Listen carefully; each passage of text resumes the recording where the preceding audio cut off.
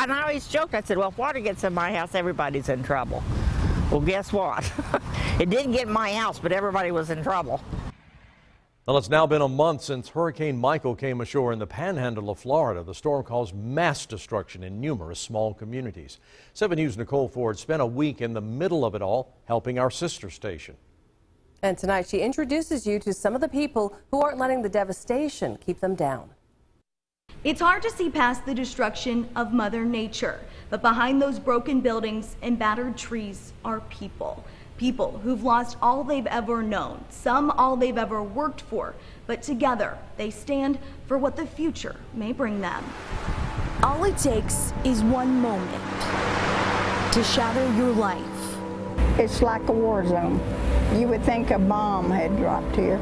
It can fall into a million pieces. I'm going to tell you, we moved here a year ago and we lived in paradise for a year. Complete paradise. And then it came to an end real quick. But what do you do if there's just too many pieces to pick up? People that aren't here on the ground seeing what it looks like, how would you describe to them that pictures don't even do it justice? How do you describe this? Really, how do you describe it? It's gone, destroyed, everything. I mean, it's a whole city practically wiped out. A community still broken by a storm that took everything. It's devastating, honey. It's devastating. A lot of people have moved here recently and built new homes, and they're our age. And to them, they probably lost everything, their life's work, you know.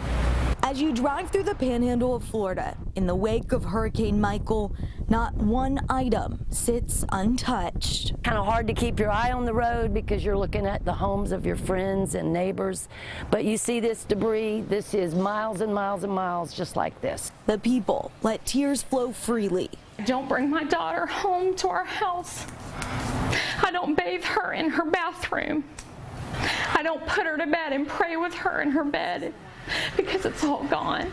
No matter their age or situation. Got through building the house in '92. We did it ourselves. So it really hurts when you put all your heart and, you know, into something. The question these survivors want answered is what now? We're 79 years old and we don't know what we'll do. In the short term, the biggest problem for the community was with no power and no water, and a lot of places no ability to get around on the roads because they were covered with debris. It was hard to get to them at first. Some needs were met with life-saving skills and a touch of Southern hospitality from the upstate. Human life deserves a chance to flourish, and just the overall award of knowing that I helped somebody either by a smile or with some medical training that I had. First responders who left with a fuller heart and a plea to not let these folks be forgotten. You really develop a kind of a love for our country, for the citizens who live here. And it just instills a desire in us to continue to serve, to help people. As time ticks on, the destruction still stands, but the hope is always higher. There are things that this hurricane has taken from us.